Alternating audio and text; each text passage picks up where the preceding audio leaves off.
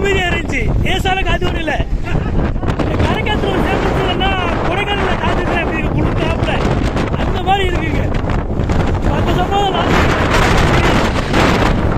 நான் கேமராவை காத்து எழுந்து எந்த அளவுக்கு காத்துல வேலை இருக்கு பாருங்க. இறங்கிதான் கிடந்து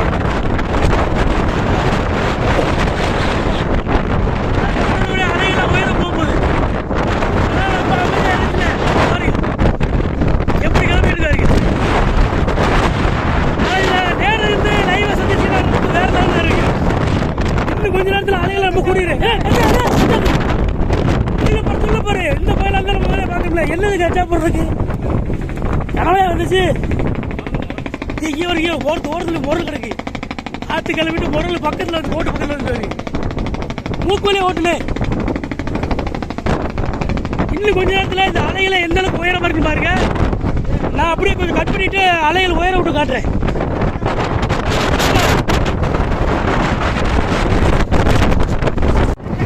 இப்போ நம்ம எடுத்தோமா அந்த காற்று கிளம்புது. இதோட புயல் மாதிரி வந்துருன்னு சொன்னல. கொஞ்சம் கொஞ்சமாக டெவலப் ஆகி இப்போ போட்டு எந்த அளவுக்கு ரோலிங் ஆகிட்டு பாருங்க. அப்படியே உங்களுக்கு பேக் கேமரா போட்டு காட்டுறேன் எப்படி நடக்குது சம்பவம். கடலில் பாருங்க. அமைதியாக இருந்த கடல் எப்படி ஆகிட்டு வச்சுலா. கரைக்காற்று அதிகமாக வந்துருக்கு. கரைக்காற்று புயல்னு சொல்லுவோம். இதுவே சின்ன வளங்களாக இருந்தால் ரொம்ப விகாரமாக தெரியும். நமக்கு பெரிய போட்டுனால அந்தளவுக்கு ஒன்றும் தெரியல. அப்படியே முன்னாடி போய் அந்த அலைகளை காட்டுறேன் உங்களுக்கு எந்த அளவுக்கு உயர்ந்துருக்குன்னு. ஆரம்பத்தில் வந்து நம்ம போட்டு அதிகமாக ரோலிங்கே ஆகலை. இப்போ பார்த்தா உங்களுக்கு தெரியும். நான் நின்றுக்கிறேன் எந்த அளவுக்கு ரோலிங் ஆகுது. என்ன தப்புன்னு கிடச்சி என்னண்ணா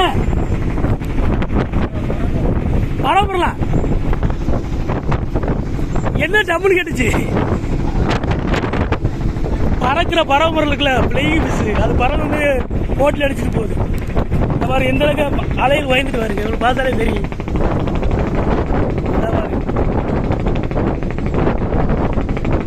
சமாளிக்க முடியாத அளவுக்கு காற்று கிடையாது. காற்று வேகமாக இருக்கு. கரைக்காத்துனால இப்போ ஓரளவுக்கு அதே காற்று கச்சாம காற்றுனா ரொம்ப அளவு உயரமாக இருக்கு. கரைக்காத்துனால நார்மலாக இருக்கு. இந்த மாதிரி கொஞ்சம் கொஞ்சமாக அந்த காற்று அதிகமாக இருந்துச்சுன்னா இன்னும் அதிகமான அளவுக்கு ஓட்டு ரோலிங் ஆகும். நமக்கு பிரச்சனைகள் ஆகும். இந்த வீடியோ எடுத்துருக்கும் போது இந்த பறக்கிற பறவை பொருள் சொல்லுவோம். இந்த பிளேயிங் மிக்ஸ் பறந்து வந்து நம்ம போட்டில் மேலே அடிச்சு கடலில் போச்சு. இப்படி தாங்க புயல் உருவாகிறது. ஆரம்பத்தில் எவ்வளோ அமைதியாக இருந்துச்சு. கரையை அப்படி மின்னலும் காற்றுமா அப்படி வந்துச்சு. இப்போ கடலை வந்து இப்படி கிண்டி கிளப்பி விட்டுச்சு. காற்றுடைய வேகம் அதிகமாக வர வர நம்மளால் கண்ட்ரோல் பண்ண முடியாத அளவுக்கு கடலில் ஆயிடும். கூட்டிலாம் போட முடியல. லீவல் அதிகமாக ஓடுது.